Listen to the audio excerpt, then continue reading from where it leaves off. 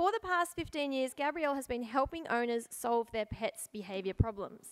Additionally, she's involved in teaching animal behaviour to veterinarians, veterinary nurses, and veterinary students, and I can attest to that. I was in an audience where she gave a great talk about inappropriate urination by cats, which is inspiring, and I still talk to clients using some of those tips. More recently, she served as Chief Veterinarian at the RSPCA Victoria, managing both their veterinary and animal behaviour services. She loves the hands-on time she spends working with owners, addressing their pets' behavioural and mental health issues, and is continually inspired by the many ways in which pets and owners can share and enrich each other's lives. So let's give it up for Gabrielle Carter. Thank you. Have I got my pointer? Oh, yeah.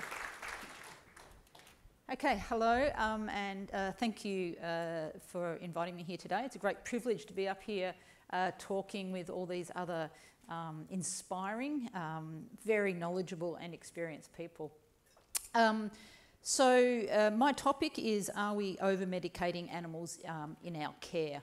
Specifically, we're going to be talking about the use of psychoactive medications. So these are medications that we use to treat behavioural problems and mental health issues in our animals. For those of you that are wanting some answers to this question, you're probably going to be disappointed. I'm probably going to raise more questions than I am answers, but I am hopeful that this discussion might help us understand why we're using these medications and also how we perhaps can move towards best practice. Let's start. I'm going to start with a slight diversion, and we're going to have a very brief look at the history of mental health management of people in Australia, perhaps over the last century. And particularly I want to highlight this move from institutions to a more community-based care model. So here we're talking about getting mental health patients out of psychiatric hospitals and mental asylums and developing localised community-based services in order to look after these people. So what we've found is that as we close the doors of these institutions, some people did really, really well in the community. So some people found housing in the community. They found their mental health services that were on offer were really good and met their needs. But there were others who tended to end up in hospitals and in some cases some more community-based care facilities or institutions. And there were still others that actually fell through the gaps and ended up on the streets. This community-based care model for mental health has been trialled in the States, United States, in Canada, in Britain and in Australia. And some of those really severely ill mental health patients have actually ended up in the prison systems. Oops, sorry. Just go back. Right.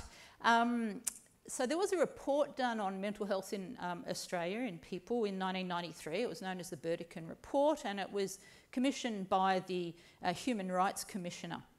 And they identified or highlighted overt abuse within institutions and covert neglect within the wider community. Now, I think we all recognise that overt abuse is a significant welfare issue for people, but I think we also need to recognise that covert neglect can also be very damaging for people's welfare. This title of this report was called Out of Hospital, Out of Mind. So I'm trying to build a little bit of a parallel here with perhaps what's happening in our communities today, because I think this model of community-based care and the changes, the shift that we've seen in people might be helpful for us understanding some of the changes and some of the challenges that we're now seeing in our animal world. So I think we're seeing this big shift out of institutions like shelters, and animals are going into rescue and foster. And the aim is really that we are able to offer these animals a comprehensive and integrated service to look after their mental health needs. I guess the question is, how do we do that? What they've found when we look at some of the reviews of what happened in mental health for people in Australia is that they thought it's not a failure of policy, it's not a failure of moving people out of institutions, but it has been a failure of implementation of this community-based care model. And these dot points that I've put up here come directly out of some of these reviews, in fact out of one review. So I haven't altered any of these words, these are about people, but I do think some of them can apply quite directly to animals as well. So the community-based care is characterised by, or has been in Australia for people, restricted access to care, poor continuity of care, a lack of support for recovery from illness. What they're often talking about there is that people have been offered acute care and management, so it's sort of emergency treatment, but there hasn't been any long-term care. There's been a lack of protection against abuse and neglect, and I think the problem in that area has been accountability, and we're also starting to see the development of community institutionalisation. Now I think we're in a great position to be able to learn from some of these pitfalls and errors that have happened in the human world, and if we're doing some parallel shifting, maybe we can try and avoid some of these problems. A parallel movement that has been happening alongside this deinstitutionalisation has been a change in the way that we manage mental health problems. So from the time of Freud and Jung, where we're using behavioural and talking therapies, we've seen this increased medicalisation of mental health issues. So what we're seeing here is an increased use of medications. This has largely been driven by some of the big pharmaceutical companies. So now we're using medications to treat everything from schizophrenia, personality disorders, through to anxiety and depression. So, how does all this relate to how we are using psychoactive medications in our shelters, fosters and rescue groups?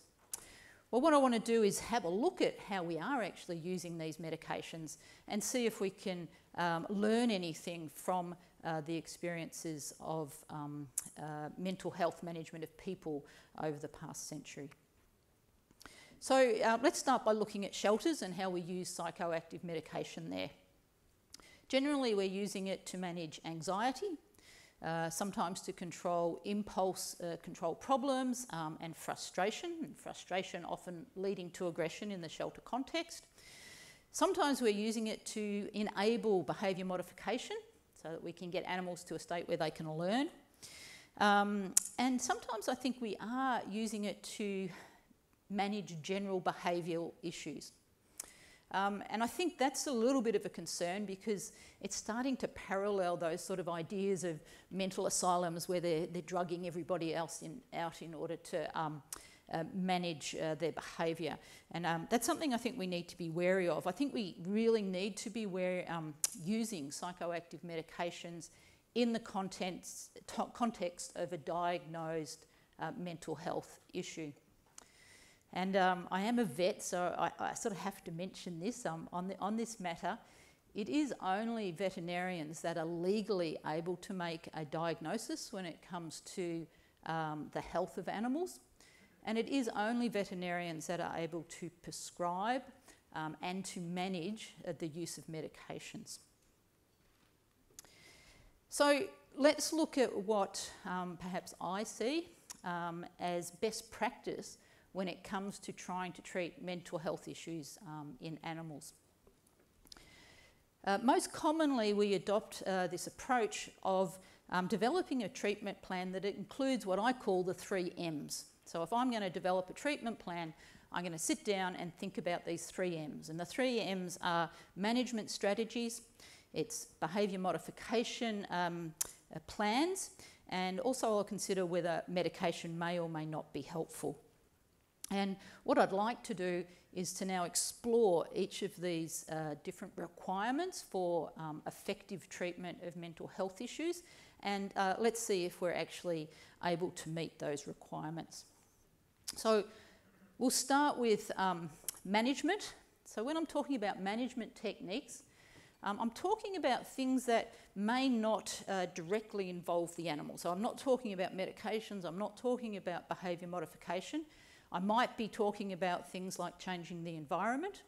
I might be talking about things that are management strategies to keep everyone safe, like perhaps putting a muzzle on a dog. So that might not change its behaviour, but it is an important management strategy. I guess one of the big issues that we see in shelters is that animals' behaviour often tends to decline. And we can actually see the development of mental health illness when animals are kept in shelters for prolonged amounts of time, or even actually short amounts of time. And the problem here is that animals in shelters are generally being confined or restrained. And when we do that, what we're actually doing is taking away control. And control is a very important thing for everyone's mental health. It's very important that people have control and also that animals feel they have some control over what happens to them. The other thing that's happening in shelters is that we're putting animals into unfamiliar environments. So the whole structure looks really different, the whole routines are different, the people are different, the animals are different, the smells are different, the noises are different, and anything that is unfamiliar is unpredictable. Now, this lack of control and lack of predictability are two major factors that underlie the development of anxiety. If we can make things more predictable and give animals a greater sense of control, we're going to reduce the development of anxiety. Another important thing that often happens in shelters is that animals are getting frustrated. And probably the most general way to look at that is that we're often preventing animals from expressing normal behaviours. And that includes social behaviours and things like play. So what might be the solution to this problem? Well, let's get them out to foster. That, I think, is a great idea. Let's get them out of these institutions, because in the foster situation, they're going to be in a much more familiar environment. They're going to be in a home environment. They're going to have more freedom and choice. And choice is really important. If you've got choice, then you've got control. Okay, so if you give a dog a stuffed Kong, it can choose to use it or not use it. And that sort of choice is going to be a little bit protective against the development of anxiety. They've got more ability to express normal behaviours, and we do know from the research that animals in foster do have improved rehoming success. So I think that's a great way to go. This is a management strategy, get them out of these shelters and into foster. One of the problems, though, is often we don't have enough foster homes available, and so these animals are, some of them are being kept in the shelters. Animals will remain in the shelters for other reasons, for medical reasons, for different behavioural reasons, for legal reasons, for safety reasons.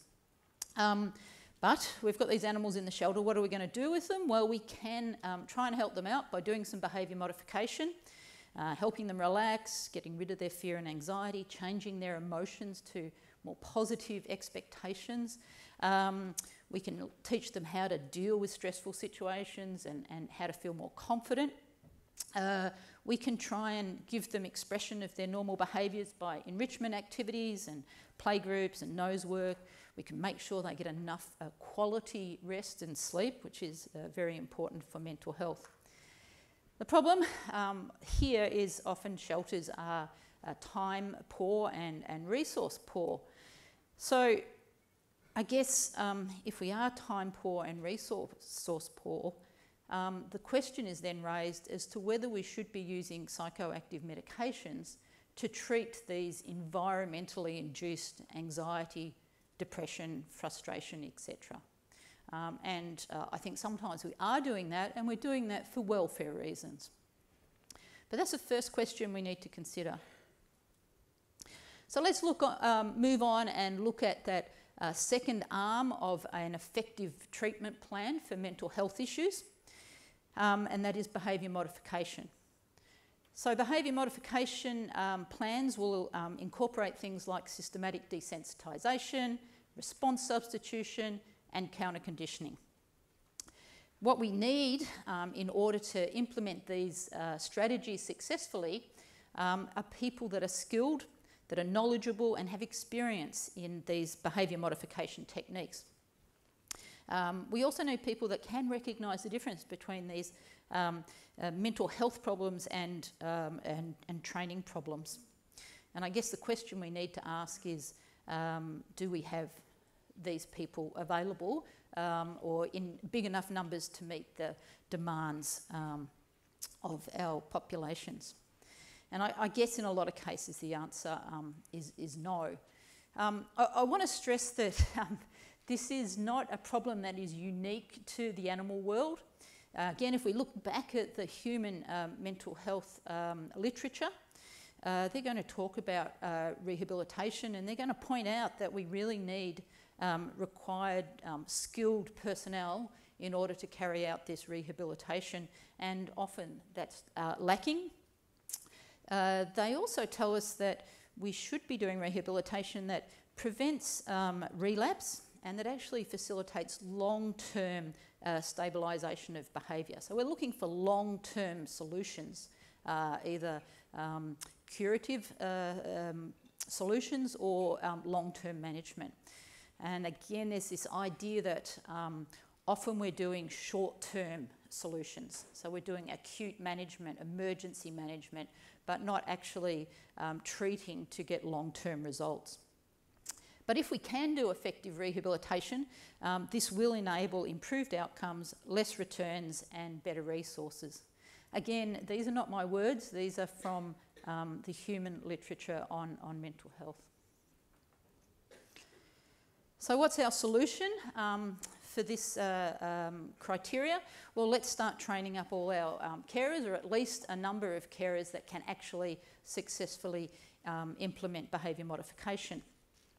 At the moment, if we don't have enough of these skilled carers, we are faced with the next question, second question for the day, which is, should we be using these psychoactive medications to improve the welfare of these animals, to help them with their anxieties and other mental health issues? All right, let's move on and look at the third arm of a treatment plan for effective management of mental health issues, and we'll consider the use of medications. So I'm going to try and talk to you about what I think is best practice regarding the use of medications. The first thing I think we need to do is to make a diagnosis. I think medication should only be used when there's a clear rationale for their use, and getting a diagnosis is a really good place to start. I think we should also be making sure that once we've made our diagnosis, that we're using medications that have been proven to be useful in treating that particular mental health problem. Yep. Okay, so this is going to be a set of rules, what I think are important for effective use of medications. These are Gabrielle's rules, okay? Firstly, I think that we should always be using medication in combination with a behaviour modification plan. Now, medication can help facilitate that behaviour modification plan, but we're not really going to get significant changes in behaviour over the long term if we don't implement a behaviour modification plan in use with our, in combination with our medications. There's only probably a couple exceptions to that. If the animal has severe dementia, so it's not cognitive, it hasn't got cognitive function, it can't really learn, then behaviour modification is probably not going to be helpful. And occasionally we will have animals that are so stressed that they can't learn, they're so anxious, and so our first step is to reduce that anxiety, but then we should be putting in place a behaviour modification plan. So we have to ask, are we able to achieve that in our shelters, rescues and foster systems? Secondly, I think we should always be using this medication under the supervision of a knowledgeable veterinary surgeon. And there's a few questions that we need to ask there. Have we got access to these people? And again, I'd like to refer back to the human mental health literature. And what they've found when people were moved out of institutions and into this community-based care is that a lot of GPs were not skilled enough to be able to provide good mental health plans. And so the actual quality of care that patients were getting was quite low. And this is because doctors weren't educated well in dealing with mental health problems. It sort of resulted in them doing this very short-term emergency type treatment of patients and not really looking at that longer-term care. I guess we have to look at the veterinary profession and say, do we have enough vets out there that are knowledgeable in dealing with mental health problems? And if we look at the veterinary school curriculums, you know, dealing with mental health problems in animals is a very small part of that curriculum. Another report from the doctors that were out there in the community trying to deal with these mental health patients was that they didn't have support from specialists in the mental health area. And I think our vets probably suffer from that as well. We only have 3 registered specialists in animal behaviour in Australia, and so I think we do have some deficits there. Another rule number 3, is that we must be able to monitor for beneficial and adverse effects. And that means we need to have carers who are able to recognise both these beneficial and adverse effects, and also be able to appropriately record behavioural changes. Now, this is really important for vets that might be overseeing the management of mental health treatment for these animals, because we need to get that feedback so that we can tinker with the program. A lot of what we're doing is a bit of trial and error work, particularly in regards to medications. What medication works for one animal may not work for another individual. This is not just something we see in animals, this is true for the human field as well. So, for example, if we look at some of those medications like fluoxetine, so people might know that as Prozac or Lovan, for example, it can take 6 to 8 weeks before we're going to see the full effect of that medication. In fact, we may never, or we may not. Sorry? That wasn't for me? No, that's all right. We may not see any changes in behaviour for the first 4 weeks. Okay. Now, if an animal shows no response after about 6 weeks, or only shows minimal response, as a vet, I'm going to go back and I'm going to look at my diagnosis and say, have I got it right? If I can reconfirm that, yep, I'm pretty sure I'm on the right track, then what I'm going to do is try increasing the dose, because many of these meds have quite a range of dosing. Okay, and some of them it's like an 8-fold dose. That means one animal will take, 10 milligrams, but a same animal, same breed, same weight, same age, will take 80 milligrams. And I don't know which individual is going to take what dose, and I need to tinker around with that, but I need the appropriate feedback to be able to make that work. So I think that is a bit of an issue, and it's a significant one for me, working with animals with behaviour problems. And my fourth point is that we must be able to use these medications at the correct dose for the right amount of time. And so that's pretty much sort of what I was talking about. But I think these last 2 points, there's big problems that arise when animals are moved, particularly from one community service to another. So, for example, I'm saying it might take us 10 weeks to sort out what is the best medication for a particular individual animal. And over that 10 weeks, an animal may have moved from a shelter to a rescue group to foster care. They may even be in their forever home. Quite often, somewhere along that process, someone said, oh, the medication's not working, let's stop it, often without an appropriate weaning. period. And of course, the relationship between reporting back to the veterinarian who's managing that case is often lost. And what happens is that person at the end gets this animal, it still has its mental health issue, they go and seek some help from a veterinary behaviourist who then starts this whole program all over again. So again, this is not uncommon. This is something that has been seen in the human health field. And there's this belief that seriously mentally ill people are being discharged from hospitals into community with no real follow-up, and this constitutes serious human rights abuse through neglect. And again, I think this is an issue of accountability as animals move through our different community services, that we really need to be thinking about how accountable are we? Can we just shift it to a new service and then move on? Sorry, I was going to give you an example of that, but we'll skip through that because I'm running out of time. Sorry about that. So let's try and summarise what I've said. As I said at the beginning, I'm probably going to raise more questions. So what are these questions? They are, should we be using medication to treat environmentally induced mental health problems? Should we be using medications to manage animals where behaviour modification is not possible?